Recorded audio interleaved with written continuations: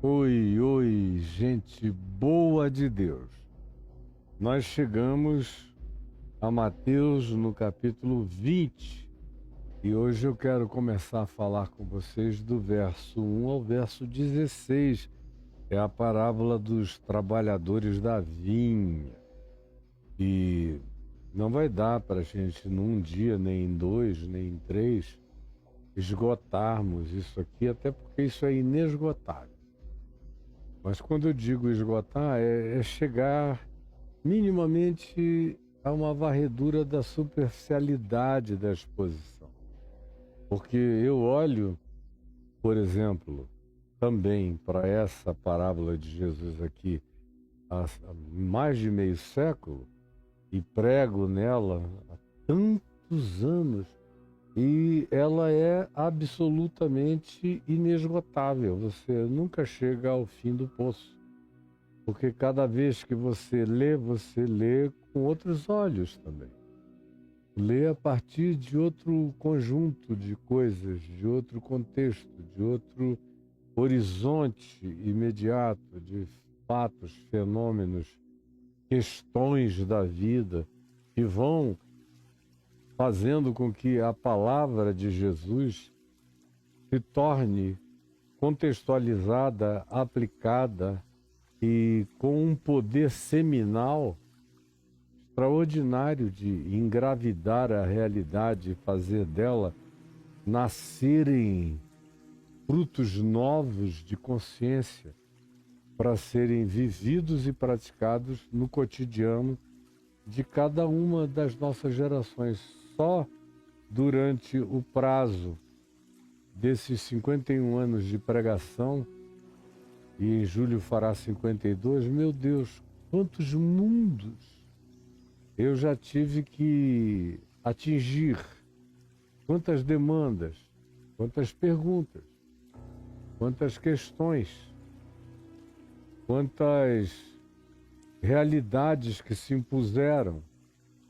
Eu me lembro das variações temáticas que subjaziam em todas as vezes e que foram centenas e centenas que eu preguei nesse texto. Então, o que se diz no final do capítulo 19 sobre o perigo das riquezas, que a gente viu durante alguns dias da semana passada, termina no verso 30, dizendo, porém, muitos primeiros serão últimos, e últimos primeiros. E eu concluí na quinta-feira da semana passada, dizendo a você que isso aqui era um introito para o que viria a seguir. E eu faço a mesma repetição. Conforme a gente terminou sobre o perigo das riquezas, a subjetividade do conceito de riqueza, tudo isso que está gravado aqui no YouTube, no nosso encontro anterior, e que está aí para ser disponibilizado, não é para você cair de paraquedas hoje e dizer, vou pegar daqui para frente. Se você quiser aproveitar bem como uma pessoa adulta e madura e que valoriza o esforço de amor que eu faço todos os dias aqui, compartilhando essa palavra com a intenção de criar raízes do Evangelho de Jesus no seu coração, comece do começo. Mateus capítulo 1, verso 1. E vá crescendo, vá evoluindo, vá ficando prenho dessa gravidez de Jesus, do Cristo eterno, da palavra eterna no seu coração. Essa é a linguagem que Paulo usa. Cristo sendo formado em nós prenhos de Cristo Jesus, até que ele desabroche cada vez mais, formando a plena expressão de um ser humano maduro, perfeito, pronto, e todo dia está mais acabado na imagem e na semelhança dele. Esse é o chamado, essa é a vocação. É assim que a gente tem que conceber a nossa própria existência mínima e basicamente enquanto a gente caminha aqui, nessa peregrinação. E tendo dito o que o verso 30 diz, e tendo eu também afirmado a você que era uma introdução para o que se seguiria, olha só o que vem a seguir. Como Jesus não dá ponto sem nó. Ele está dizendo uma coisa, ele vai concluindo, ele percebe aquele conceito de relatividade das riquezas, ele está vindo de um jovem ultra super rico para as questões de uns quase perrapados da Galileia, como Pedro, que era um remediado e longe de ser rico.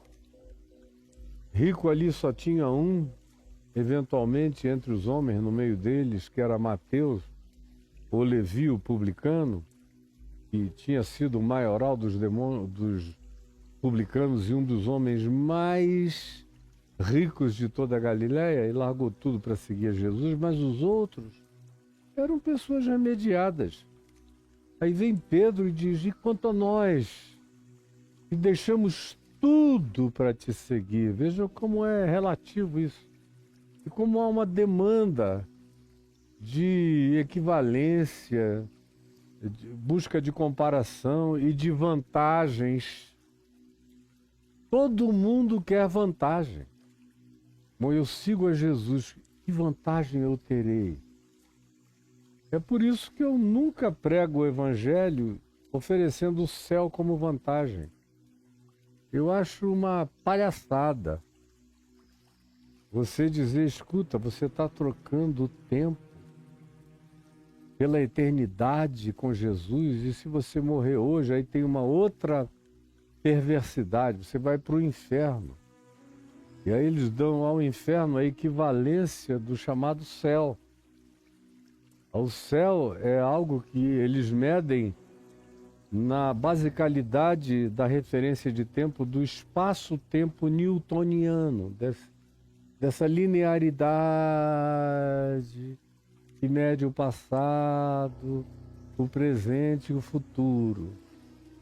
Tudo isso que é de uma consciência básica que qualquer ser humano possui.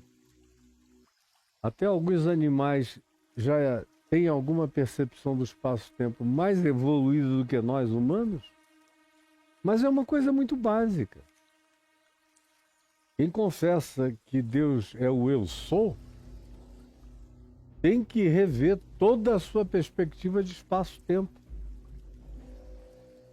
Porque para o eu sou não há passado, nem presente, nem futuro. Nele tudo é. E a gente fez evoluções científicas nos últimos 100 anos de noções que relativizaram, sobretudo, o espaço e o tempo, e fundiram ambos num conceito só de espaço-tempo. Antigamente o espaço era uma coisa, o tempo era outra. Hoje é uma coisa só, espaço-tempo. E, e essa é uma percepção fundamental para a gente ter na mente, para parar com essa ideia distorcida de um tempo que é linear, e aí um céu é linear. Você poderia dizer, não, eu já estou no céu há 1 bilhão de anos.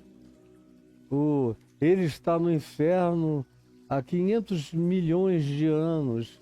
Esse é o tipo de basicalidade de teologia religiosa, paupérrima, precária, medíocre, está na cabeça das pessoas. Religiões como, por exemplo, a maior parte das indianas tem uma noção muito mais evoluída do significado de espaço-tempo do que essa noção do cristianismo e do judaísmo, que tem um âmago de apontamento messiânico maravilhoso, mas que estão cercados de realidades e de contingenciamentos paupérrimos, empobrecedores, diminutos, e cujas implicações são horrorosas, porque eles não querem fazer atualização jamais, porque a maioria nem pensa no tema, e os que pensam no tema são profundamente negacionistas e têm pavor de reatualizações de consciência e de percepção. Pois bem, no contexto antecedente, a gente viu que Jesus trabalhou com a relatividade do conceito que estava plantado e engessado na mente dos discípulos.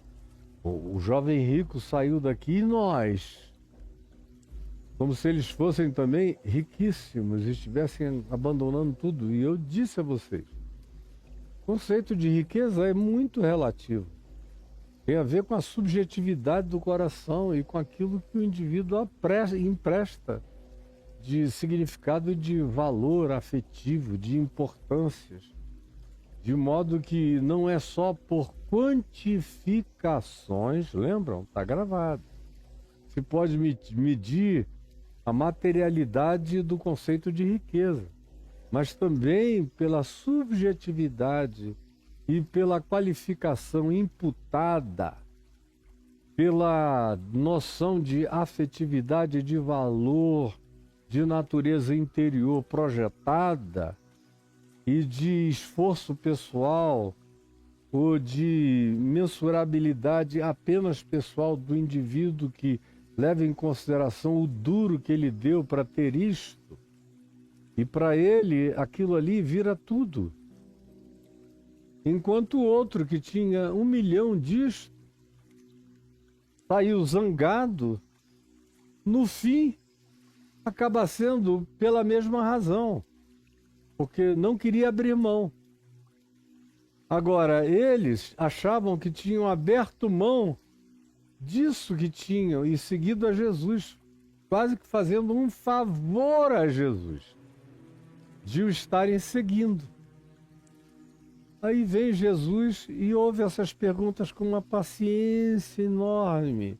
O que será então de nós que deixamos tudo e te seguimos? Aí Jesus disse, olha, esperem quando chegar o tempo da regeneração, quando tudo for regenerado, refeito, regenesificado. Aí vocês vão ver quais são os significados. Por enquanto vocês não conseguem nem avaliar. Vocês são como amebas querendo entender o sistema solar. E olha que o sistema solar é uma porcariazinha. A ameba é outra, mas só para a gente não aumentar o gigantismo da diferença, é uma ameba para o sistema solar. Não entende nem a poça onde ela está. Não entende nem o estômago onde ela caia. Não entende nem o copo que com ele se abeba. Não entende. Você é tão pouco. Aí vem Jesus e disse, olha, a regeneração vai refazer tudo. E vocês que largaram tudo e me seguiram. Ele dá esse pirulito para esses caras, o que também é um conceito extremamente relativo. Eles vão se assentar em 12 tronos e vão julgar as tribos de Israel, que nos dias de Jesus já nem existiam como tribos definidas. No máximo, se você fizesse um exame de DNA, você iria encontrar traços da tribo de Manassés, da tribo de Levi, da tribo de Rúben, da tribo de Naphtali, né, de Neftali, ou da tribo de Zebulon, ou seja lá de qual fosse a tribo. Só havia uma definição de Judá, de fato. Benjamim um pouco mais, que estava grudado e se protegeu mais junto com Judá. Mas no mais, as 10 outras tribos tinham se miscigenado, se espalhado por aí. Então até esse conceito de vocês, 12 apóstolos, vão julgar as 12 tribos de Israel, tinha uma aplicação de uma relatividade enorme, como eu expliquei na nossa reunião passada.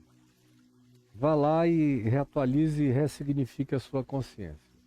Pois bem, então vem Jesus e parte desse pressuposto da relatividade e conclui com a relatividade, dizendo, olha, inclusive o que vocês podem ter a mais andando comigo nesse mundo é o que não é de vocês. É o que é agregado a vocês pela via da fraternidade, da solidariedade e do amor. Que são aqueles que ele afirma no verso 19, que por amor a ele deixaram casas, ou irmãos, ou irmãs, ou pai, ou mãe, ou mulher, ou filhos, ou campos, por causa do meu nome. E aí no Evangelho de Marcos, no capítulo 10, do verso 23 ao verso 31, você vê a conclusão, onde ele explicitamente diz, e já neste tempo receberão 100 vezes mais casas, irmãos, irmãs, pai ou mãe, ou filhos, ou fazendas, os que fizeram essas renúncias por amor ao Evangelho, ao meu nome, e receberão, e depois herdarão a vida eterna. E em Marcos, no texto que eu disse a vocês, capítulo 10, de 23 a 31, ele deixa claro que isso tem a ver com o agregamento de valor amoroso e fraterno, como eu tenho experimentado a minha vida inteira. Eu moro aqui de aluguel nessa casa há 20 anos. Mas eu estou de passagem nesse mundo, então tudo aqui nesse mundo para mim, mesmo que a casa fosse própria, era um aluguel temporário. Todos nós vivemos de aluguel nesse mundo. E a gente vai trabalhando para conseguir manter o aluguel da nossa subsistência, da nossa continuidade, mas é tudo passagem. É tudo passageiro, como diz Paulo aos Filipenses. Afinal, a nossa pátria está nos céus. A minha pátria está nos céus. Eu sou um patriota do reino de Deus. Exclusivamente, eu não sou patriota do Brasil, nem seria de qualquer outro país onde eu tivesse nascido. Essa coisa de patriotismo para mim é uma breguice horrorosa. Em Cristo Jesus não há judeu nem grego, não há etnias, não há nada disso. No Pentecoste todo mundo falou em outras línguas, é a glória de Deus que se tem que buscar. Esse reducionismo, esse pauperismo, essa precariedade de pensamento é o que cria os patriotas. Esses caras que beijam terra, chão, pedra, fronteira, não sabem nem porquê. Mas eu tenho muita dó desse pauperismo horroroso. Assim como eu tenho dó daqueles que reduzem a família ao DNA, ao gene. A minha família começa no DNA e no gene, mas ela está longe de se conter nisso. Ela se expande. Eu sou irmão de todos os outros humanos que queiram comigo se irmanar. E meus filhos sabem disso, meus netos crescem sabendo disso. De que o Evangelho fez isso em mim. E tem gente que nem compreende. Como para mim é tão simples incluir, paternizar, familiarizar, aconchegar, afetivo e emocionalmente adotar, tratar com esse carinho paternal todo mundo. Meus filhos já estão mais do que acostumados, porque eles cresceram assim. Aliás, quando eles nasceram, eu já tinha adotado 2 pessoas. E depois ficaram emancipadas o suficiente e eu as devolvi ao mundo para viverem suas vidas. Graças a Deus, todas estão bem. Então, eles já nasceram nessa ambiência do Evangelho. Jesus ensina assim. E nunca aceitou que a gente ficasse reduzido só à família genética. A família genética está incluída. É aquela família do amor stored, que é o amor por pai, mãe, irmão, parente, gene, DNA, consanguineidade. Tem uma força muito grande. E se alguém não leva em consideração esses, Paulo diz que tem negado a fé e é pior do que o incrédulo, porque eu sou ordenado a honrar pai e mãe, a olhar e a observar irmão e irmã que vieram do mesmo ventre do pai e da mãe, enquanto for possível ter uma relação de dignidade fraterna, de amor consanguíneo com eles, eles estão na minha prioridade. Eles vêm antes de qualquer gasofilácio de qualquer igreja. A pobreza da minha família vem muito antes de qualquer gasofilácio que tenha sido ensinado a você na religião, como vindo antes do seu pai, da sua mãe, do seu irmão doente, empobrecido, sem plano de saúde, sem necessidade. Não, isso vem depois, bem depois. Porque depois desse primeiro círculo concêntrico há outros, dos que eu encontro em necessidade e eu possa eventualmente ajudá-los. São todos meus próximos, são meus irmãos, como aquele samaritano sem doutrina, sem religião, sem ortodoxia, sem nada, demonstrou e Jesus aplaudiu dizendo: olha, esse é o cara que vocês devem imitar. Pois bem, Jesus então vem e já inclui e amplia esse conceito de benefício antes da regeneração chegar, hoje, que é o que o amor pode gerar como inclusão, que me dilata, que me enriquece. E eu estava dizendo, foi assim que eu vivi a vida inteira.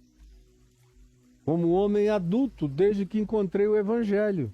Meu Deus, quantas vezes vocês me veem em lugares maravilhosos. Meu Deus, o Caio deve ter um dinheiro danado. Eu nunca gastei coisa alguma, nem para fazer viagem de avião. Para nenhum lugar bonito do planeta eu sempre fui levado, convidado, pago para ir. Minha vida inteira. Se você me vê num resort caríssimo, é porque os donos são meus amigos, ou porque amigos me convidaram, a mim, a minha mulher e aos meus filhos, dizendo: eu quero que você tenha esse descanso lá. É porque eu não tenho tido tempo, falta-me tempo, não convite.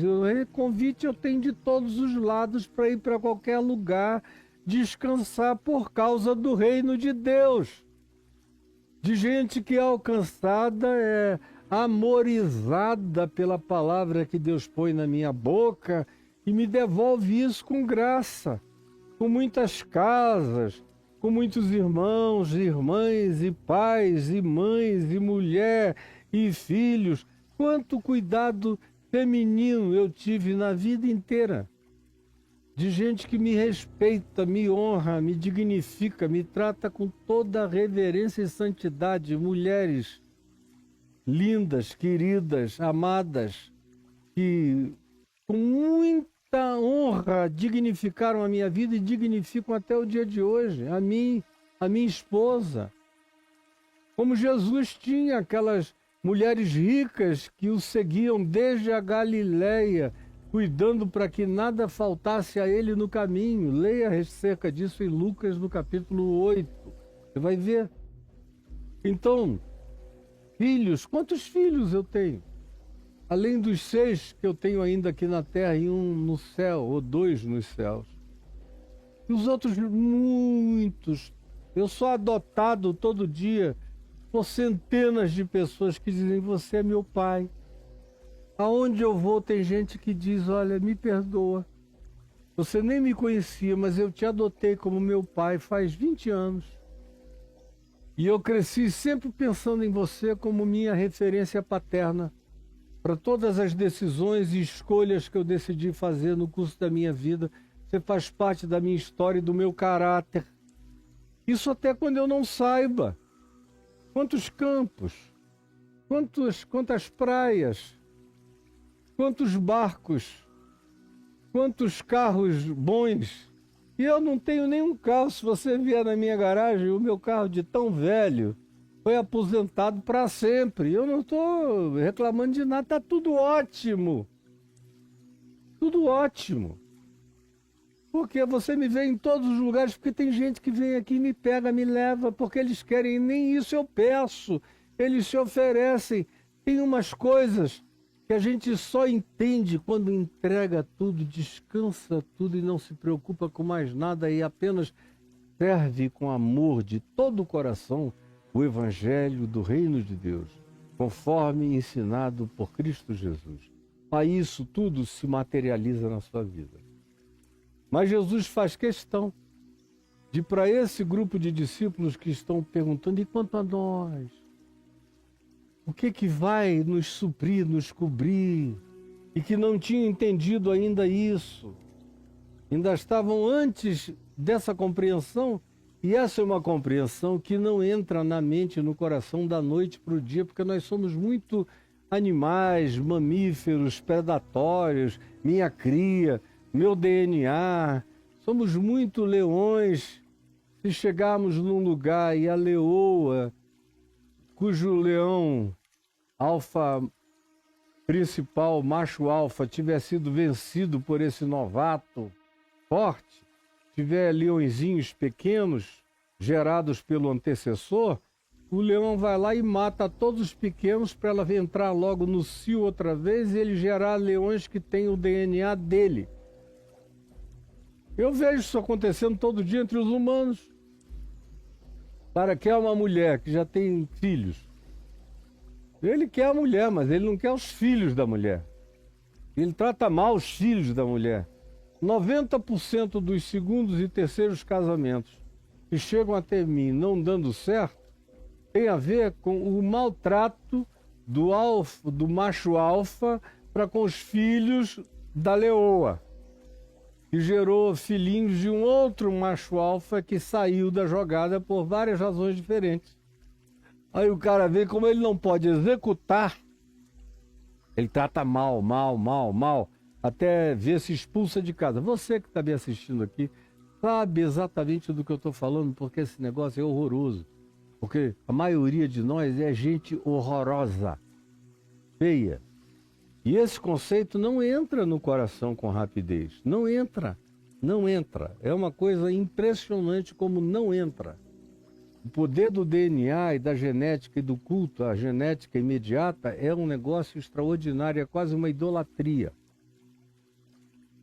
E quando o indivíduo não tem esse conceito do reino de Deus, aí o que ele próprio gera vai depender a continuidade do afeto dele continuar com a mesma mulher e gostando dela, e ela satisfazendo nos seus desejos mais empavonados possíveis. Do contrário, ele desprezando a mulher, despreza os filhos que com ela teve, e ela tem que entrar na justiça para se ver minimamente remunerada para conseguir continuar a criar os filhos que com esse cara teve. Isso é um ente indesignável, um macho dessa natureza. é só um predador, é só um animal que não tem nem condição de ser chamado humano, porque não carrega humanidade. A gente o chama humano por um favor de designação. Nada além disso. E no meu coração me produz uma profunda tristeza encontrar essas figuras que têm cara de homem, têm corpo de homem, têm inteligência funcional de humanos para apertarem botões e ganharem dinheiro ou passarem em concurso, mas não tem alma humana, não tem espírito humano, estão mortos, são uns zumbis, são seres sonambulizados que não acordaram para o significado da vida e do amor. Aí vem Jesus e, já vendo a relatividade das coisas e como eles tinham dificuldade a ponto de se compararem com o jovem rico no que eles teriam deixado para trás, nas demandas ocultas que traziam, subliminares, subjacentes que traziam no coração, e nós, o que será de nós? Que se Pedro, Tiago, João, André e aquela turma dos 12 teve, eu fico imaginando você. E não quer nada, você só quer botar dinheiro no gasofilácio para receber 100 vezes mais, conforme a promessa do charlatão que te conduz, que te guia. Ou das barganhas que ensinaram você a fazer nas crenças e nas religiões que plantaram as sementes das suas barganhas com as divindades de grupos e crenças religiosas diferentes que estão aí para aceitar e fazer negócio com você. E aí vai para a igreja, e na igreja, o Deus da igreja também é um cara que faz negócio à base de grana com você. Ele não aceita nem galinha, nem farofa, nem cachaça, não é grana e muita. E você tem que passar fome e dar dinheiro para ele, a tua mãe tem que se danar, mas você tem que primeiro dar para ele, que vai direto para o bolso do charlatão que fala em nome dele e você parece que numa cegueira absoluta não enxerga nada. A maior de todas as manifestações de estupidez e de burrice é essa. Eu vejo o cara bota um dinheiro num gasofilácio e acha que caiu nas mãos de Deus. Acha que caiu nas mãos de Deus. E o dono desse banco religioso fica cada vez mais rico, cada vez mais rico. E você vai aí. Para cada 100 tem um que melhora de vida e passa a dar testemunho dizendo que vale a pena fazer o sacrifício que eles fizeram, porque afinal de contas, ele, que é uma exceção, que prosperaria estatisticamente em qualquer outra situação, é o exemplo de que dá certo. Mas você está cego, continua indo fazer a sua fé. Era melhor ir para a loteria esportiva. Toda semana você iria gastar menos, com mais chance de ganhar do que aí no cassino do gasofilácio. Aí vem Jesus e conclui essa primeira parte dizendo, porém, muitos primeiros serão últimos. E últimos serão primeiros. Já dá uma relativizada nesses apóstolos aqui, que se sentiam os primeiros. Quanto a nós, que deixamos tudo e te seguimos, o que é que nos cabe? Qual é a nossa cota? A gente que está fazendo esse esforço desde o início, desde que quando você não tinha ninguém, passou na Galiléia e chamou, e nós fizemos o favor de largar barquinhos, ou a coletoria, ou qualquer outro meio de vida, ou o nosso campinho onde a gente tinha um pomar para te seguir. Quanto a nós, qual é a nossa primazia? O que que a gente vai ter antes de todo mundo, acima de todo mundo? É um negócio horroroso. Aí Jesus diz o que diz, relativizando todavia a aplicação, porque as 12 tribos de Israel já estavam relativizadas pela própria inexistência histórica delas nos dias de Jesus, mostrando que o cumprimento disso cairia no âmbito de uma outra subjetividade, Mas não satisfeito, termina dizendo, porém, preste atenção nesse porém. Preste atenção nesse porém. Porém, muito, incluindo vocês 12, muitos primeiros serão os últimos. Tem tanta coisa para acontecer que vocês não têm a menor ideia.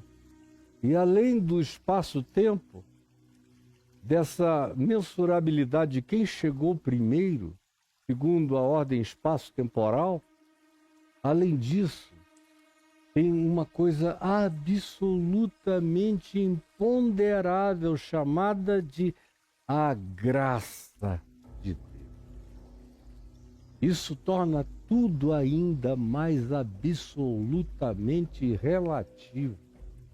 E para além de qualquer que seja a mensurabilidade possível, não dá para medir a graça de Deus. E na graça de Deus se manifesta a liberdade de Deus ser Deus, de fazer o que Ele quiser, com quem Ele quiser, quando Ele quiser, como Ele quiser. Como Paulo diz, porque não depende nem de quem quer, nem de quem corre. Porque não depende de quem quer, nem de quem corre, mas de usar Deus de misericórdia para conosco, para comigo. Essa é a graça, dentro da qual Deus expressa a sua liberdade absoluta de ser Deus. E é aí que a religião se engata definitivamente. E a graça se transforma num tropeço. É uma pedra de tropeço, é uma rocha de escândalo, a graça de Deus, para todos os religiosos. Porque todos os religiosos são filhos da lei, na realidade. Todos. Deixa eu só dar um exemplozinho aqui antes de prosseguir. Todos. Eu estava, semana retrasada, eu creio que conversando com alguém, e eu tinha recebido, na casa em que eu estava, lá em São Paulo, duas pessoas amigas, que são da Umbanda, um pai de santo e uma mãe de santo, que querem muito bem a mim, que me ouvem praticamente todos os dias, me respeitam, dão ouvidos ao que eu digo. E como eles, há vários outros, de vários outros grupos religiosos. Tem até crente, tem até pastor, tem até padre, tem de tudo. Sobretudo tem muito ateu e agnóstico. Ontem, por exemplo, eu estive ali no Palácio do Planalto, a convite para participar de uma solenidade, onde havia milhares de pessoas. Meu Deus, para entrar e para sair, eu tenho uma dificuldade enorme, porque são centenas de pessoas que vêm falar, que querem te abraçar, que querem te beijar, que querem tirar foto, que querem isso, que querem aquilo, que querem contar uma história. E aí quase todo mundo vem dizendo, olha, eu sou do grupo tal, e eles não vêm dizendo que são evangélicos. Eu só encontrei um ontem, me falou, eu sou da IBAB, falou assim, quase como se fosse um negócio estranho. Eu falei, legal, meu irmão, que bom. Agora, vieram pessoas do candomblé, da umbanda, do kardecismo, sacerdotes católicos, pessoas dos grupos os mais variados, ou ateus. Eu sou ateu, mas o senhor eu ouço todo dia. E eu não sei, eu tenho a impressão que eu já creio no que o senhor prega. Eu só não tive foi coragem de me declarar diferente. Aí eu disse, eu entendo. Você tem medo das implicações, não é? De que queiram logo te agarrar, te religiosizar, te batizar, te dar uma conta para pagar. Eu entendo, fica tranquilo, porque o Espírito Santo que te trouxe até aqui vai concluir a boa obra conforme Ele queira, na hora que Ele queira. Mas, pois bem, por que eu estou dizendo isso? Por causa dessa relatividade da graça de Deus agindo no coração de pessoas as mais variadas. E aí eu disse que há 2 semanas atrás eu estava conversando com esse casal de amigos e quando terminou, alguém, depois, sabendo da história, e me perguntou, escuta, e como é que ficam esses sacrifícios que eles fazem lá no culto deles, tanto na Umbanda quanto no Candomblé? E eu falei, olha, leia o livro de Levíticos e você vai ver que, com outras palavras, é praticamente a mesma coisa. Uma diferença, tem menos sangue, tem menos sacrifício, tem menos libação do que no Levítico. No Levítico era uma orgia de sacrifício.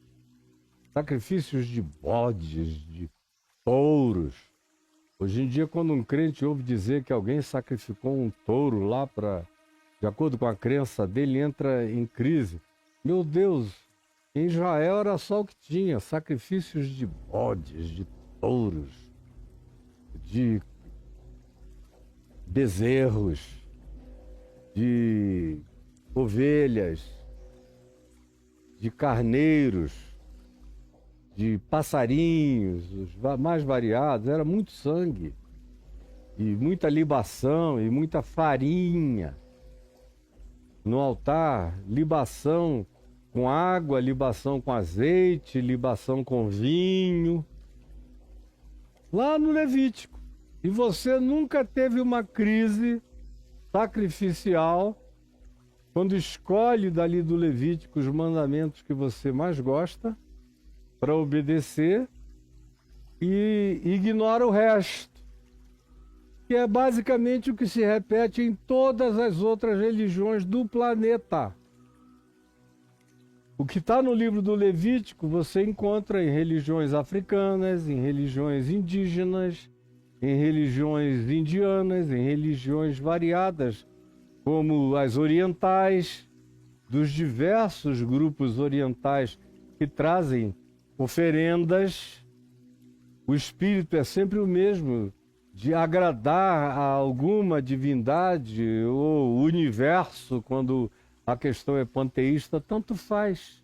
Mas está ali, mesmo processo. Mas as pessoas só enxergam o que querem enxergar. Eu expliquei isso.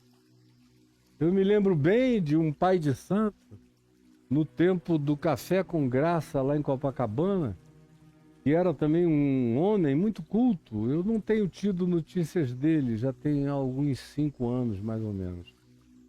E ele já deve estar com quase 80 anos, por aí. Mas naquele tempo, há 25 anos atrás, ou 26, por aí, 25 anos, ele obviamente era mais jovem ainda, embora já fosse maduro. E ele começou a ir lá, aparecia no Café com Graça, ele me conhecia da TV, dos jornais, e leu tudo sobre o dossiê Caimã, aí ficou curioso para querer saber como é que eu tinha sobrevivido àquela pancadaria que parecia não ter mais fim.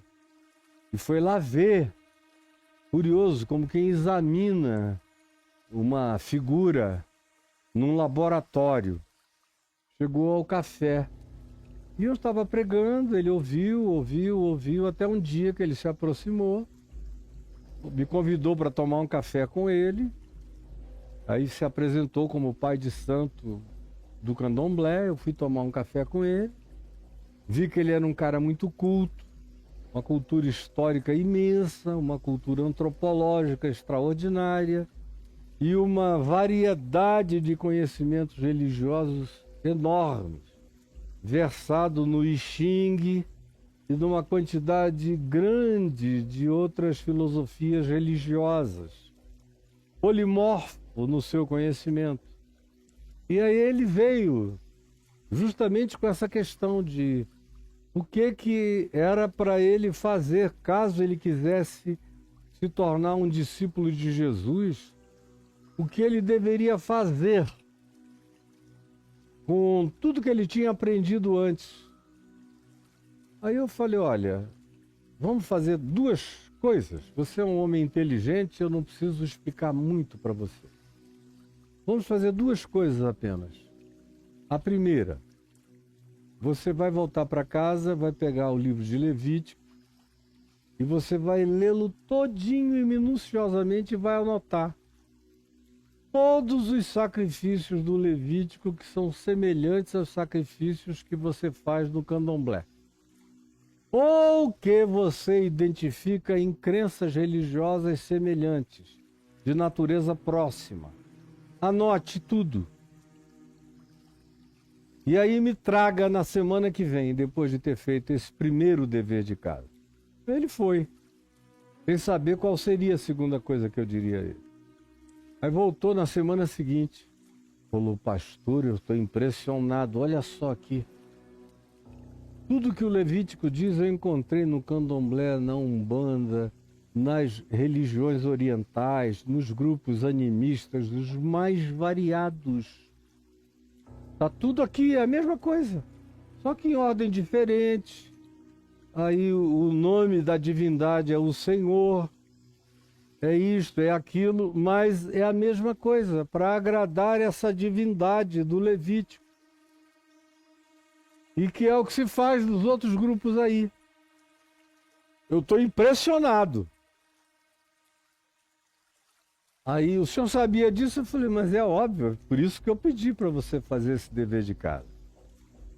Aí ele falou: qual é o segundo agora para eu fazer? Eu falei: o segundo, você vai para casa e você vai abrir a epístola aos Hebreus no Novo Testamento e vai ler também minuciosamente, anotando todas as afirmações em Hebreus que dizem que a lei passou, que os escritos dados, por exemplo, no Levítico, ficaram obsoletos, caíram em esclerosamento, em caducidade. Vai e veja como aquela sacerdotalidade das práticas daqueles rituais e daqueles sacrifícios.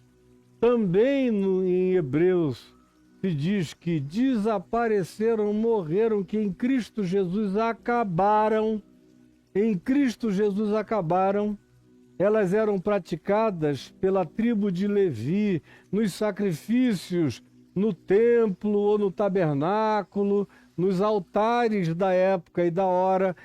Como o livro de Hebreus diz, enquanto o templo de Jerusalém ainda estava em pé e funcionando e sacrificando, com todas as ordens levíticas em pleno funcionamento, a Epístola aos Hebreus diz que em Cristo Jesus isso era tudo coisa vencida e acabada. E mais, que nós não tínhamos nem o compromisso de nos referenciarmos pelo Velho Testamento e pela lei levítica, pela lei mosaica, pela lei de Arão e Moisés e os filhos de Levi, porque isso também tinha caído em obsolescência. E aquilo tudo tinha sido dado através de anjos, de seres de outras dimensões que, de acordo com a necessidade da hora e do tempo, trouxeram aquelas coisas para educarem uma tribo completamente alucinada e desvairada, que era o povo de Israel, tentando fazer deles um grupo um pouco mais ordenado e mais humano e mais organizado e mais cognitivamente prontos e mais capazes de um convívio social respeitoso e mais potencialmente capacitados a acolherem o diferente, o órfão, a viúva, o estrangeiro, porque eles mesmos tinham sido exilados estrangeiros no Egito e que tinham que, portanto, aprender a lidar com os diferentes de outras raças, de outras etnias, de outras culturas, ao invés de fazerem como Netanyahu e os sionistas fanáticos religiosos dos colonizadores de Israel estão fazendo hoje na Palestina e na Cisjordânia. Aí eu falei: vá para casa. e leia Hebreus assim, vendo o que o livro, a Epístola aos Hebreus, diz que acabou. Que Jesus, que é segundo a ordem de Melquisedeque, uma ordem indesignável do Deus Altíssimo, que não tem nome de Deus nenhum, não é chamado de Yahvé, nem de El, nem de Elion, nem de nada disso. Por Jesus ele é chamado de Abba, de Pai, Paizinho. É chamado de Senhor absoluto. Ou Jesus usa a expressão dizendo que ele é o Deus de Isaac e de Jacó, ele não é Deus de vivos e sim de mortos, ele é o Deus que é. Já que ele não era o Deus de Abraão, de Isaac e de Jacó, ele é. Portanto, para eles, todos vivem, porque ele é o Deus que é. É isso que você depreende do olhar de Jesus acerca de Deus, do Pai. Falei para ele, vai e anote. Semana que vem a gente toma outro café. Aí ele voltou na semana que vem chocado. Semana seguinte, chocado. Pelo amor de Deus, como é que ninguém enxerga isso? Que aqueles sacrifícios todos acabaram. Que em Jesus está tudo cumprido. E lá em Hebreus repete, ele foi me mostrando como repete. Em Jesus, até o que os anjos trouxeram está relativizado. Ele é maior do que anjos, começa assim. Depois diz que ele é maior do que Moisés, é maior do que Arão, é maior do que Levi, é maior do que Abraão, é maior do que todas as ordens sacerdotais, é maior do que o tabernáculo, é maior do que a arca da aliança, é maior do que tudo. E tudo mais é pequeno, é relativo, é passageiro, é sombra, é arquétipo. Não passa de arquetipia de coisas que deveriam acontecer no futuro e que em Jesus já estavam todas realizadas e cumpridas. Eu falei, você entendeu. Aí ele falou, o senhor podia me batizar no sábado que vem? Porque a gente não tinha reunião aos domingos. A gente tinha as segundas, quartas e sábados. Aí eu falei, posso te batizar sábado que vem, sim. E o batizei no sábado seguinte. Esse foi o trabalho que eu tive. Foi deixar ele pensar, já que ele era um homem que pensava. Agora, isso mesmo que eu estou dizendo aqui não dá para eu propor para um cristão evangélico, porque ele não vai concluir nada, porque ele foi obrigado a parar de pensar, porque pensar afasta de Deus, raciocinar afasta da espiritualidade, torna você uma pessoa carnal, você só tem que obedecer às ordens e virar um soldadinho de chumbo, idiótico, tadinho de você. Então eu expliquei isso mesmo sobre aqueles amigos lá. Eu falei, bom, eles estão vivendo a vida deles com toda honestidade, com toda respeitabilidade e são amorosíssimos, mais do que a maioria dos crentes e pastores que eu conheço. Vão para as ruas durante as noites e as madrugadas dar comida para os pobres, mendigos, necessitados, abandonados e aflitos. Esse é o maior ato religioso que eles fazem, é onde eles gastam mais tempo da vida, é assim, e não nos rituais culticos. Então, eles vão chegar à conclusão que o Espírito Santo os levarem a chegar. Já que estão me ouvindo e eu só tenho uma coisa a dizer e tem a ver com Cristo Jesus e com o Evangelho, e eles gostam de me ouvir, deixa que o Espírito de Deus vai fazer os entalhes que queira fazer, quando queira fazer, como está fazendo com tantos outros. Um guru amigo meu, que jogando o tarô, pelo tarô, o tarô mandou ele ler os evangelhos.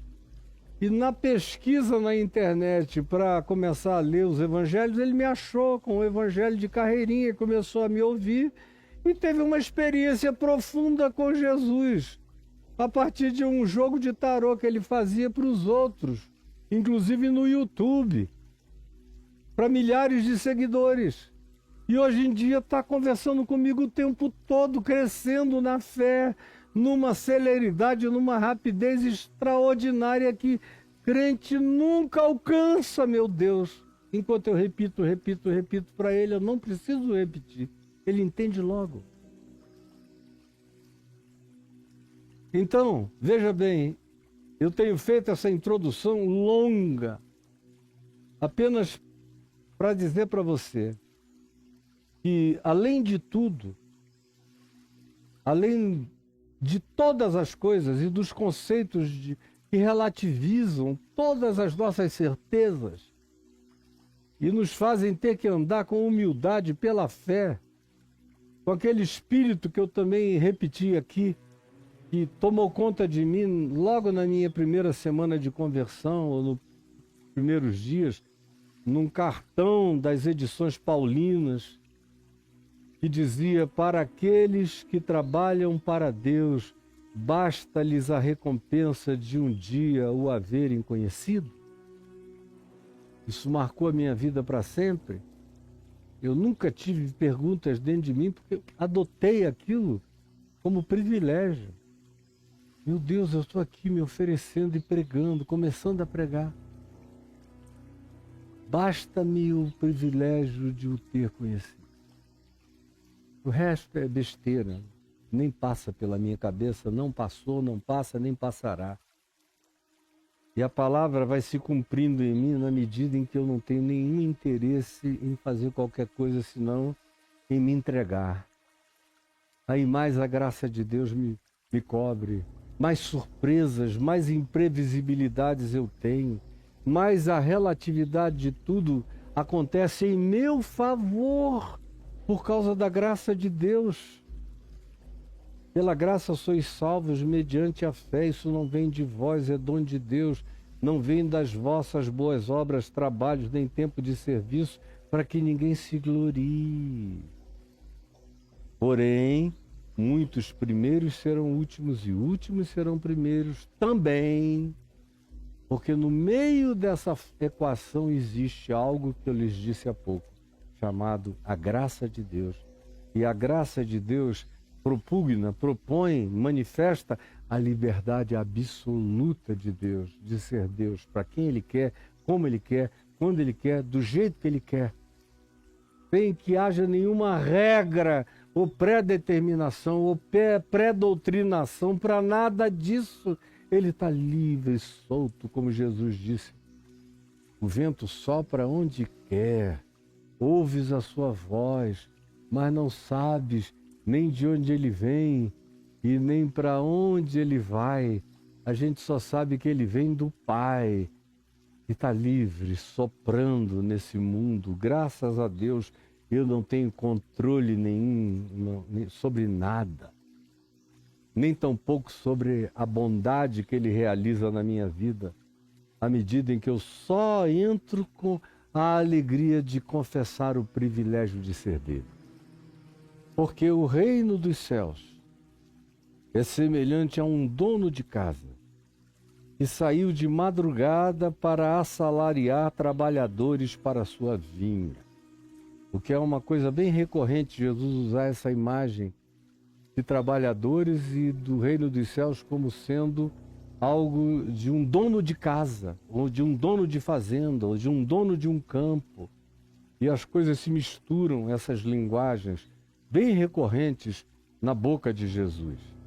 E tendo ajustado com os trabalhadores a 1 denário o trabalho do dia, começando às 6 da manhã, indo até às 6 da tarde, mandou os primeiros trabalhadores irem para a sua vinha. Mandou. E aí foi o primeiro grupo. Saindo ele, aí pelas 9 horas da manhã, viu na praça outros trabalhadores que estavam desocupados. E disse-lhes, 3 horas depois do primeiro grupo: ide vós também para a vinha, e vos darei o que for justo. Não combinou nada, mas disse: olha, de mim vocês não terão injustiça. Podem ir com confiança, porque de mim vocês não terão injustiça. E eles foram. Tendo saído outra vez perto do meio-dia, e de novo, perto das 3 da tarde, uma outra vez, são 2 saídas, procedeu da mesma forma, encontrando pessoas desocupadas. O que vocês estão fazendo aqui? Vão trabalhar na minha vinha e eu lhes darei o que for justo, o que for adequado. Vendo que para esses grupos ele só disse a mesma coisa e eles foram. E aí o verso 6 nos diz: e saindo por volta das 5 da tarde, faltando 1 hora para terminar o dia de trabalho, a jornada, saindo por volta da hora 1/10, ou seja, 5 da tarde, encontrou outros que estavam desocupados na praça à toa, sem trabalho, e perguntou-lhes: por que estivestes aqui desocupados o dia todo? Por que vocês não deram um sentido à vida de vocês? Por que vocês não deram significado a este dia, a esse tempo, a essa hora? Ao invés de ficarem aqui vivendo sem sentido, sem propósito, sem alternativa, com uma desocupação que não é um ócio saudável, é doentio. Por que vocês ficaram aqui assim? Vivendo uma vida vazia. Responderam-lhe então: porque ninguém nos contratou. Ninguém. A gente foi passando pela vida, pelo dia, e ninguém nos chamou para nada. E eram pessoas que, se você não chamasse, eles não iriam. Tem gente assim. Aliás, a maioria é assim. Então, lhes disse ele, o dono da vinha: ide também vós para a vinha, minha vinha, trabalharem. Só falta 1 hora, mas vão. E ele nem disse: eu vos darei o que for justo, só disse: vão. Só falta 1 hora, 5 da tarde, o expediente terminaria às 6, mas vão. E aí eles foram.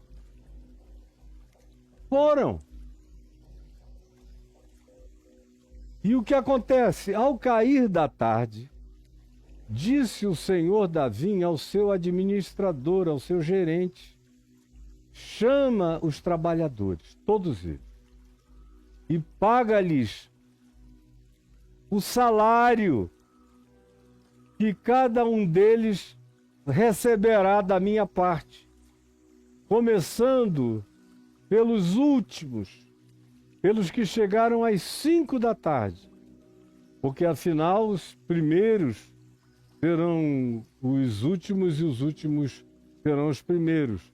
Nessa ordem, os últimos contratados se tornaram os primeiros, fazendo sentido e dando lógica ao que Jesus tinha introduzido antes de começar a contar essa história.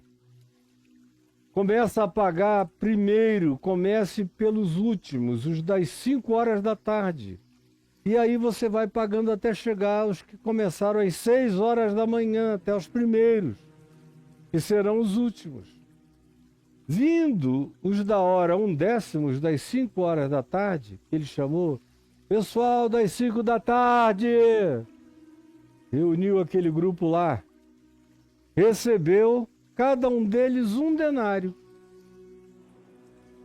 que foi o que tinha sido prometido aos que foram contratados às 6 horas da manhã. Eu vou pagar vocês 1 denário pela jornada do dia. Aí os que chegaram e trabalharam só 1 hora receberam também um valor exatamente idêntico à promessa feita aos que começaram às 6.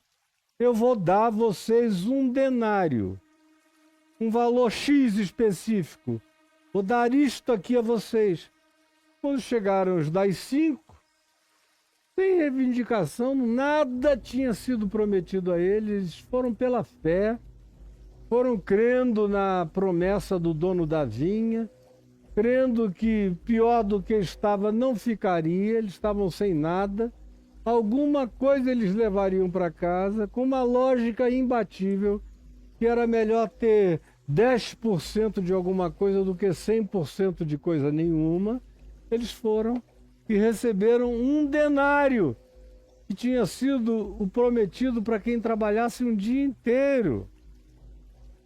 Um denário.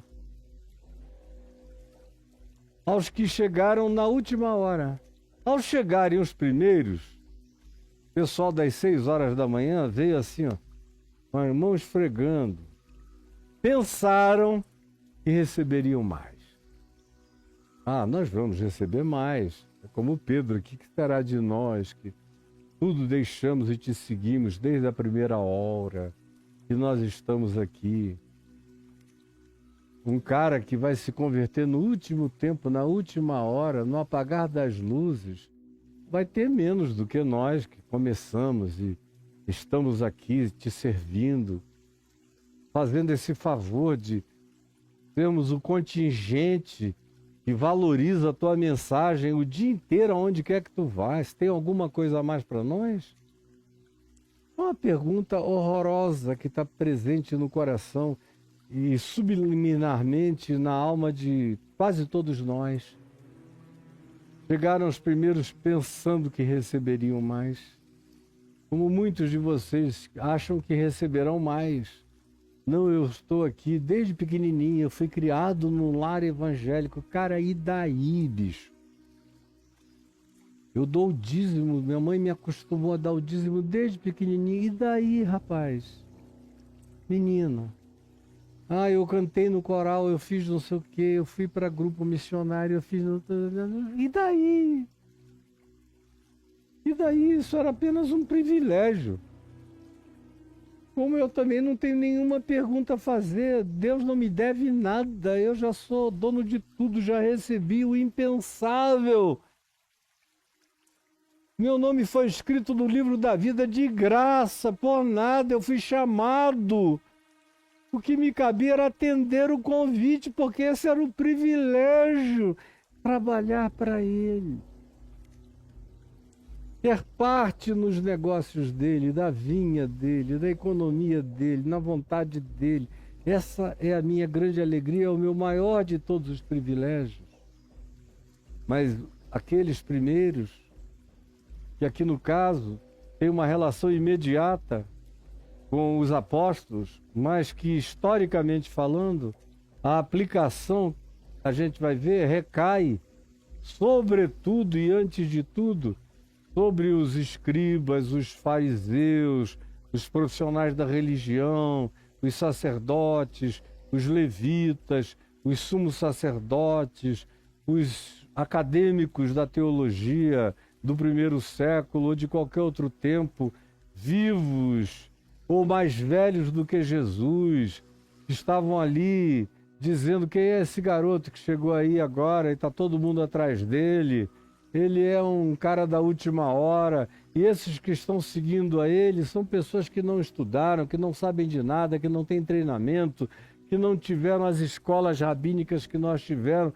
E foi um argumento que a gente vai encontrar recorrente, mas outra vez, depois de um tempo aqui, eu vou para Lucas 15, não hoje, para mostrar como era a questão dos religiosos judeus dos dias de Jesus. Era esta: como é que ele se alegra com publicanos, com pecadores, com meretrizes, trata esse pessoal tão bem, enquanto nós que estamos aqui ralando na obediência à lei de Moisés, nos esforçando, somos pessoas que ele só nos responde as perguntas que nós fazemos, mas do contrário, ele parece não ter nenhum prazer em nós, como de fato não tinha, porque eles só chegavam para brigar, só chegavam rilhando os dentes, só chegavam com gemidos de raiva, só chegavam com questionamento, só chegavam com inveja, só chegavam com ciúme.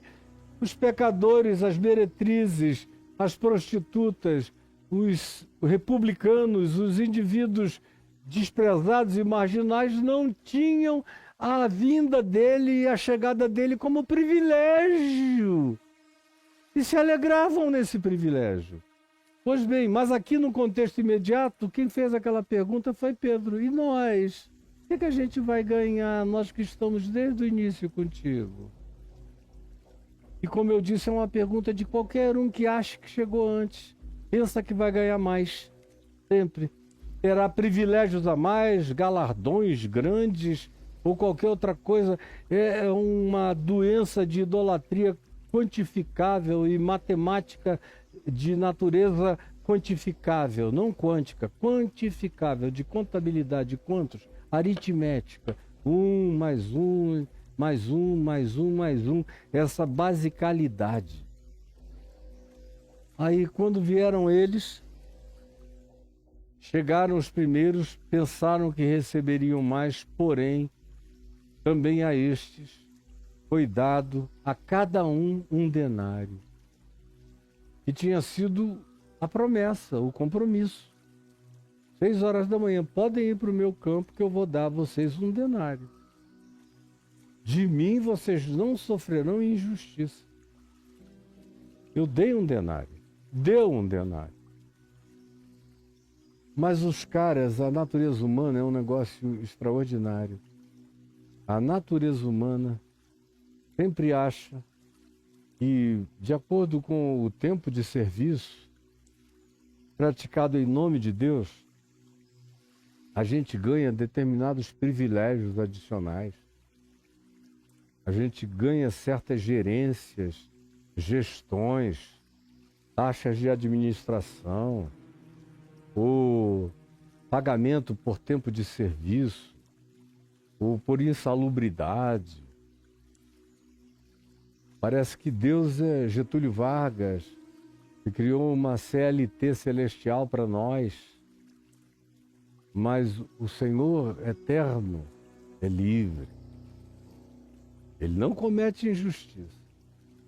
Ele disse que você vai ter, você terá exatamente o que ele disse que você teria. Aqui, ó. Não te faço injustiça, toma o que é teu. Agora, o que é dele, e é isso que as pessoas não conseguem entender nunca. Nunca. Essa liberdade de Deus. E é por isso que a graça de Deus comete tantas injustiças. É o tema de hoje, você viu aí no YouTube?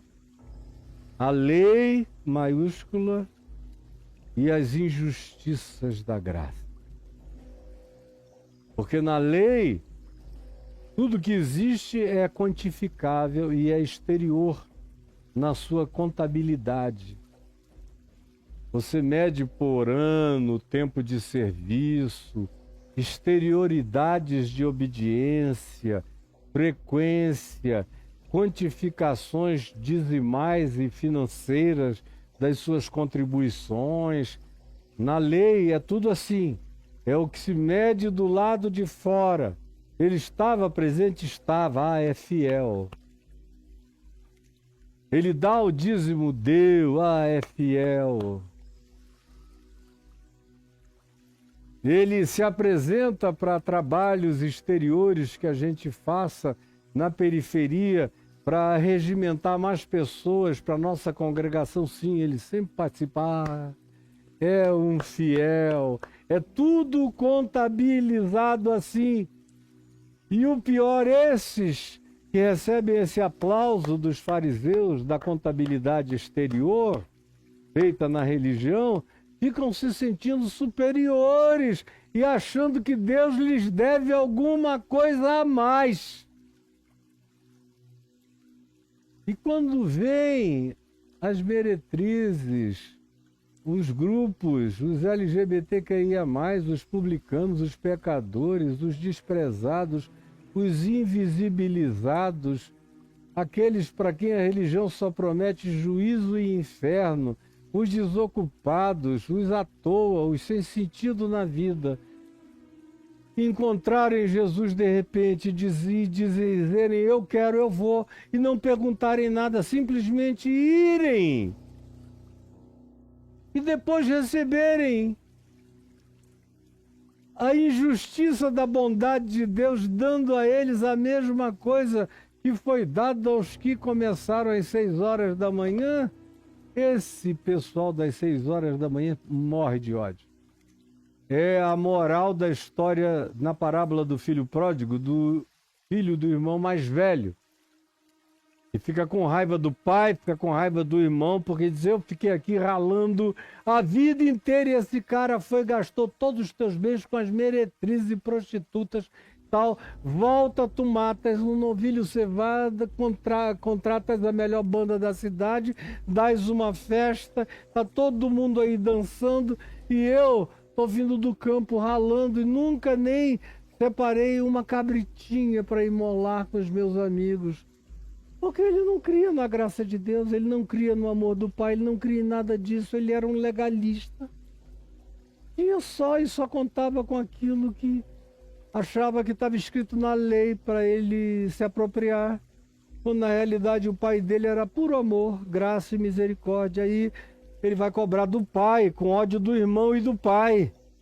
E é a mesma coisa que acontece, e acontece sempre, é recorrente.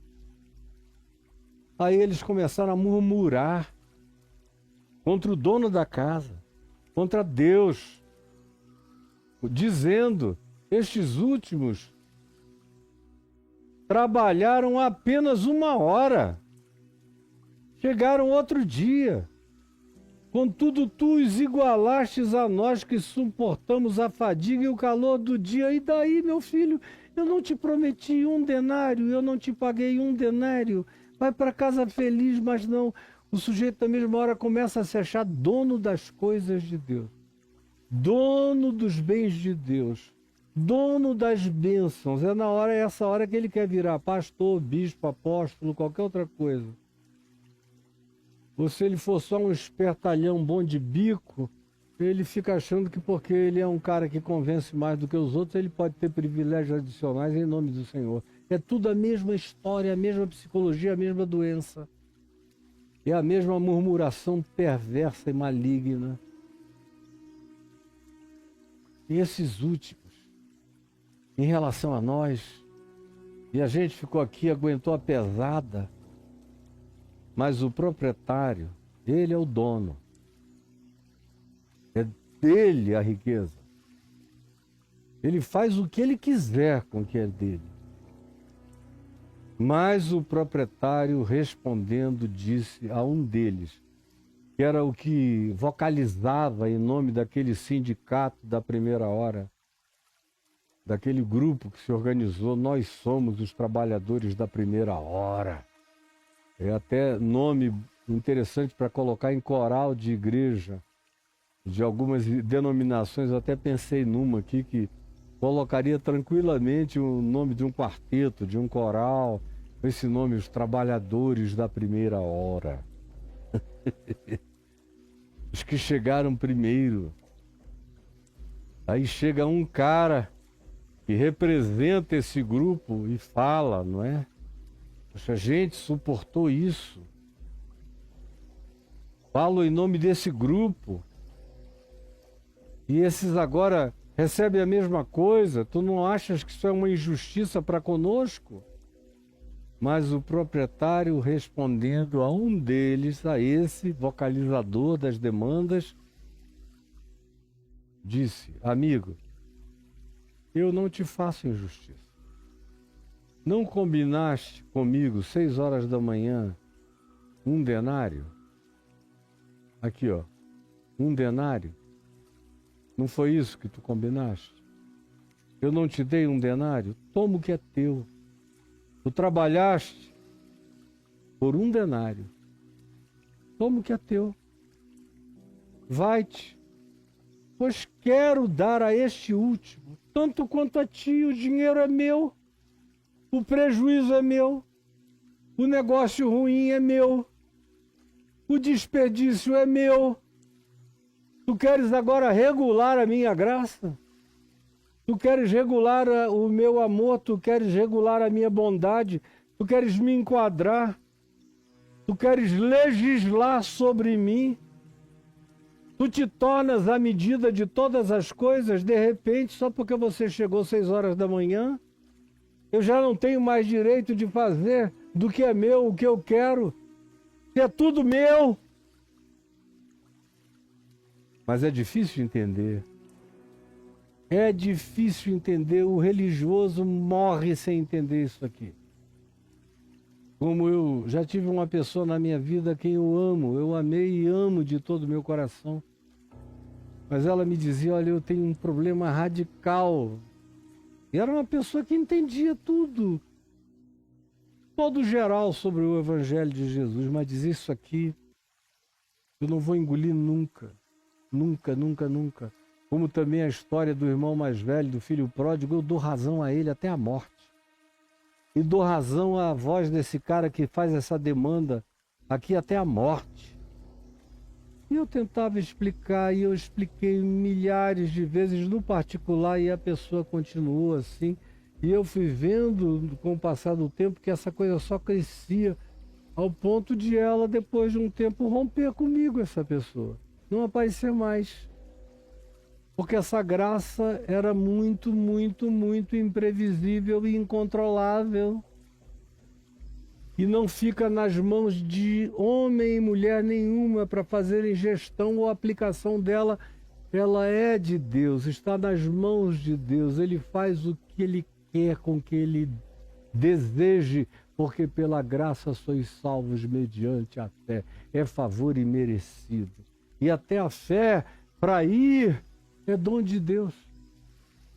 E não vem das minhas boas obras.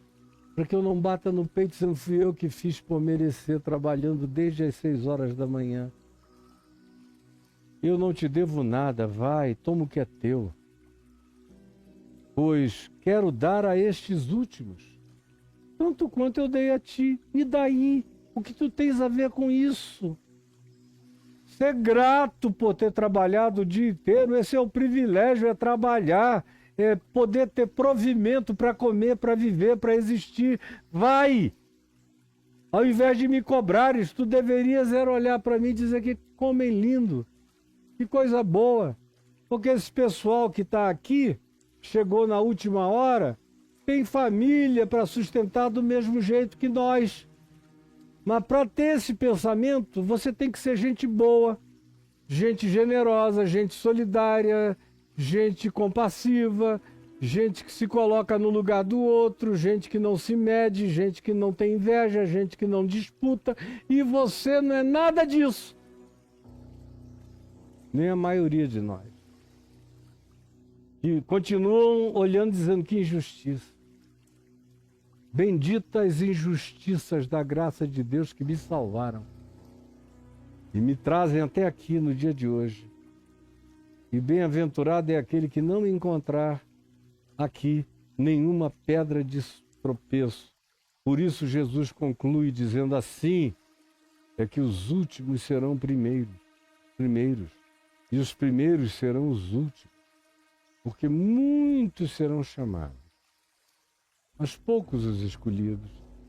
E os escolhidos são aqueles que não demandam nada, não negociam nada, são aqueles que simplesmente vão, porque basta-lhes o privilégio de terem sido vistos, enxergados, convidados, chamados e acolhidos, mesmo que seja na última hora, mesmo que o trabalho deles não vá ter toda essa longevidade de produtividade, de quantificação, a ser transformada em galardão mensurável, não.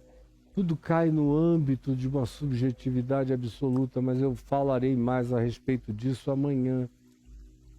Quero amanhã começar falando sobre como a lei é apenas objetiva e como a graça trata da subjetividade profunda do ser. Por isso é que quem olha de fora vê muitas injustiças na graça de Deus. Senhor Jesus, eu peço que alguns tenham entendido a liberdade da graça de Deus. E como contigo é assim, certeza absoluta de que eu não sofrerei nenhuma injustiça. E eu devo ter também certeza absoluta de que eu posso ter muitas surpresas. E as surpresas nunca serão contra mim. No mínimo, eu tenho o que tu me prometeste. E posso ter também infindas coisas que tu nunca mencionaste. Ajuda-nos a termos um coração quebrantado que aprenda a andar pela fé. Sem as perguntas idióticas da aritmética religiosa, da lei, do legalismo e daqueles que se comparam com os outros e que sempre saem perdendo. Sempre são os primeiros que viram o último. Senhor, abre o nosso entendimento. É o que eu te peço, Jesus, meu Senhor, em teu nome. Amém e amém.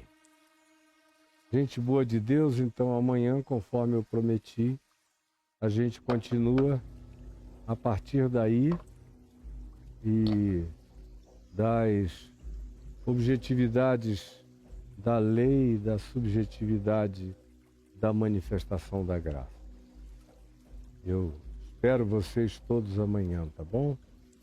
Olha aqui, você que está aqui comigo no YouTube, porque o TikTok já foi embora tem uns 15 minutos, você que está aqui comigo, no YouTube, tem um ambiente aí que os meninos podem mostrar no YouTube, facilita muito a sua vida se você quiser, onde está escrito obrigado. Cadê a tela do YouTube? Obrigado, ali, ó, ali embaixo, tá vendo? A setinha, o visu. Aí você tem a possibilidade de colaborar. Agradeça ao Caio, aí tem aí, ó. Começa com R$5 e se ele vai puxando para esse outro extremo da tela, chega até 500, eu creio. É isso ainda? Eu creio que são esses valores. Então você não precisa nem sair daí.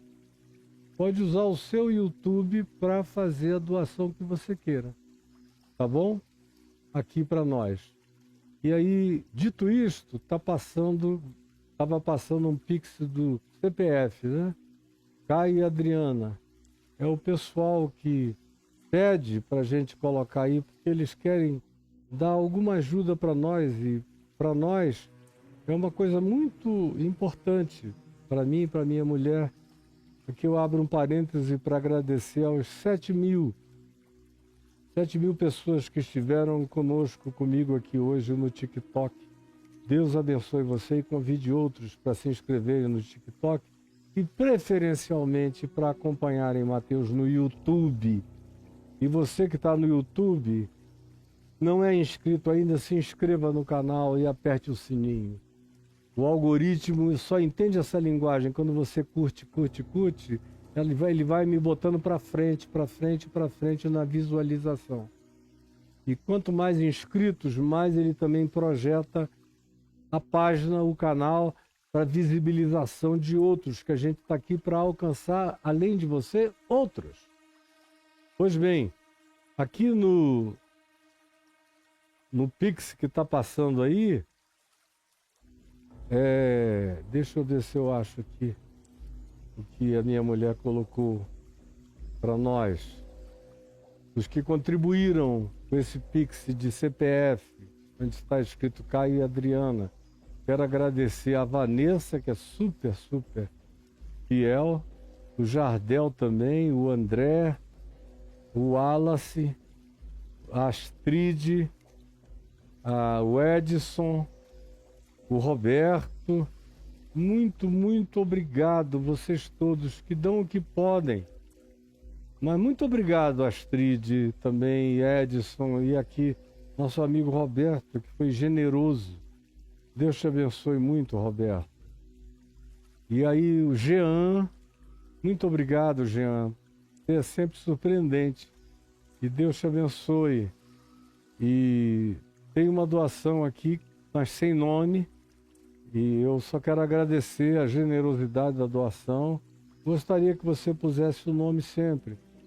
Aí vem o João, obrigado, João, pelo carinho e pela generosidade. O Bruno, muito obrigado também, Deus te abençoe. O Sérgio, e deixa eu ver quem mais colocou aqui. Aí tem o Jean de novo, que deu generosamente. Muito obrigado, João, super carinhoso. Bruno, Sérgio, obrigado a todos vocês, de todo o meu coração, mais uma vez e mais uma vez. Que Deus abençoe a cada um, de coração mesmo. Como tem aqui alguns que toda semana colaboram, e alguns com o mesmo valor, outros variam um pouco. E o Jean é uma pessoa muito regular, tanto quanto o João e o Sérgio. Enfim, muito obrigado a todos vocês. Meu coração e o da Adriana recebem isso com toda a gratidão, dando graças a Deus pela sua vida, e o Pix está aí. Agora, tem um outro Pix que é de CPF, esse do CNPJ, não é CPF, CNPJ, que é do meu ministério.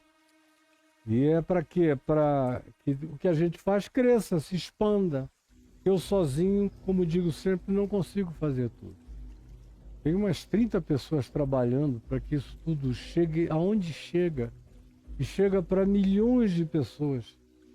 E às vezes uma única plataforma você alcança através dela 16, 20 milhões de pessoas cada mês. Milhares e milhões por dia. E nós estamos em todas.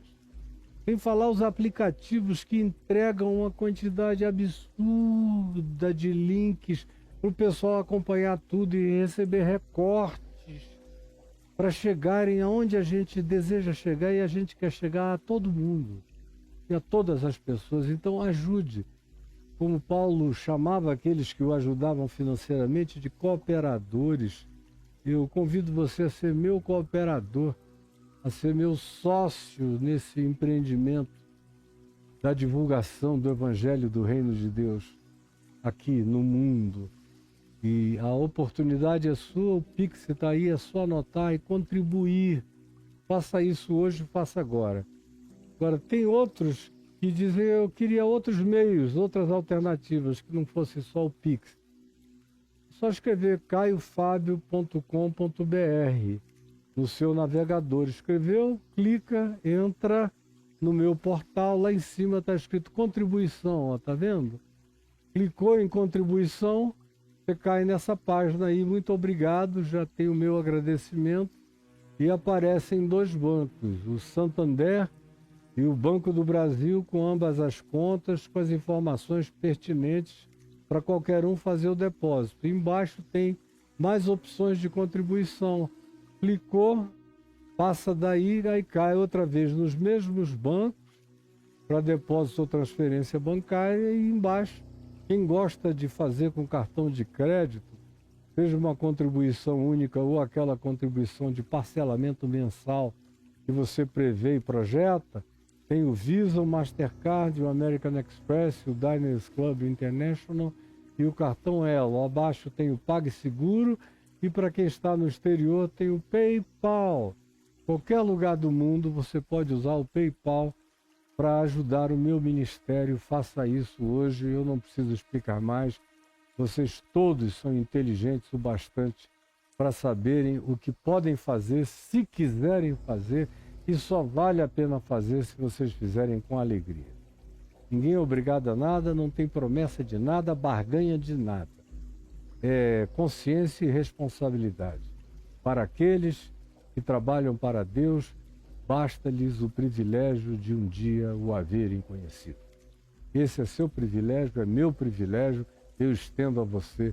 Participe E eu quero contar com você diante de Deus no alcance de todas essas pessoas que você está me ajudando a alcançar, com a graça de Deus, tá bom? Agora, eu não quero que você esqueça os cursos. Como é que você acessa os meus cursos? caiofabio.com.br/cursos. Você escreve no navegador, Enter, e aí cai no ambiente dos cursos direto, caiofabio.com.br/cursos. Aí tem em cada um desses cursos, você clica em cima, tem um vídeo meu explicando o conteúdo do curso, o que você vai encontrar aí nesse curso, Reconexões. Clicou aí, eu estou falando, dizendo, olha aqui, você encontra isto, aquilo. O que eu te entrego aqui é justamente isso, que você vai ter, vai crescer assim, desse modo e daquele outro. Cada um deles. Pode voltar à página anterior, por favor? Mesma coisa é Jesus, a chave hermenêutica, que é fundamental. Reconexões e Jesus, a chave hermenêutica e o ativar, eu reputo como fundamentais. E eu estou até iniciando uma conversa com o meu pessoal, com o time de apoio, trabalho, sobre o estabelecimento desses 3 cursos. O indivíduo, para se matricular no curso que eu vou dar, vou começar a gravar daqui a mais uns dias, aqui mesmo, nesse ambiente. Foi refeito para isso e agora está pronto. A área 51 do Evangelho, para um grupo que virá para cá ao vivo fazer comigo a gravação. Vai ser gravada, mas para o indivíduo ter acesso a esse curso, vai ter que ter feito antes do Reconexões, Jesus, a chave hermenêutica e o ativar. Porque eu não quero nenhum tolo, bobo, escandalizável, infantil, com coisas passadas e vencidas. Isso é um curso, a área 51 do Evangelho, para gente experimentada na consciência da fé. Não para imaturos, ineptos e que escandalizáveis, especialmente gente que estava na igreja e resolveu aprender o que o Caio ensina. Eu quero entrar logo na área 51 do Evangelho. Você não está pronto. Você primeiro tem que aprender o que eu ensino no Reconexões, o que eu ensino como Jesus, a chave hermenêutica, e a prática do Evangelho, no ativar, no ativamento prático do Evangelho na sua existência. Aí você pode comprar o curso, quando ele chegar. E tem vários outros cursos aí. Todos esses são fundamentais, são essenciais. O do medo vai destravar a tua alma em tudo. O do luto, não é só de luto em relação a quem perdeu alguém, que faleceu, que partiu para outra dimensão, para a eternidade. Não, mas são lutos de filhos órfãos de pais vivos, divórcios horrorosos, gente abandonada. São 17 lutos recorrentes que estão aí para você. Tem também o tabu do suicídio para quem sepultou pessoas que tiraram a própria vida e fica aquela angústia religiosa. No divã de Deus são salmos, todos os que têm contextos históricos no Velho Testamento, interpretados por mim e aplicados ao cotidiano hoje. E aí tem vários outros cursos. É só escrever caiofabio.com.br/cursos e você cai aí nesse ambiente. E depois disso, eu estou fazendo, mas já está oferecido, já tem gente comprando, o Poder dos Salmos. É o que eu venho gravando. Eu cheguei, pensei que já estaria no Salmo 77, mas ainda faltavam mais 2. Eu tive que gravar o Salmo 75 e o Salmo 76. Ontem era dia de eu ter entrado no Salmo 77, mas eu tive um compromisso o dia inteiro fora daqui. Então, sexta-feira eu continuo 77. Aí, o Poder dos Salmos para você já está disponível no caiofabio.com.br/cursos. Eu pego cada salmo, divido no mínimo em 4, 5, 6. Quando é um salmo maior, fica com 7, 8, 9, 10 subdivisões. E é tudo Jesus a chave hermenêutica. É a leitura dos salmos tendo Jesus como chave interpretativa. A leitura dos salmos tendo Jesus como chave interpretativa. Você entendeu? Conclusão, você ganha centenas de evangelhos novos, porque os salmos estão cheios de angústias do cotidiano, cheios de angústias do cotidiano. Eu estou ouvindo uma voz alta ali dentro que está me atrapalhando aqui fora. Cheios de angústias do cotidiano nos salmos. Então preste atenção nisso. Pegue o poder dos salmos, porque você tem os salmos lidos tendo Jesus como chave interpretativa. E em cada um desses salmos eles crescem e viram evangelhos com aplicação no cotidiano humano, no cotidiano da inveja, da vingança, da disputa, da imprecação, da maldição, da raiva alheia contra você, das medições as mais perversas que queiram fazer da sua vida, de problemas com os filhos, com os pais, com os salmos estão impregnados desse negócio, ou do equívoco religioso, ou de perseguições e perseguidores, de gente adversária que não dá sossego para a alma da gente nunca, que quer ver o mal da gente. Você está experimentando alguma coisa semelhante? O poder dos salmos está aí, disponível para você. Peça em caiofab.com.br/curso, tá bom? Um grande beijo para todo mundo. Eu vou parar por aqui. Que Deus te abençoe. Em nome de Jesus, que a graça de Deus seja sobre todos nós. Amém, amém e amém.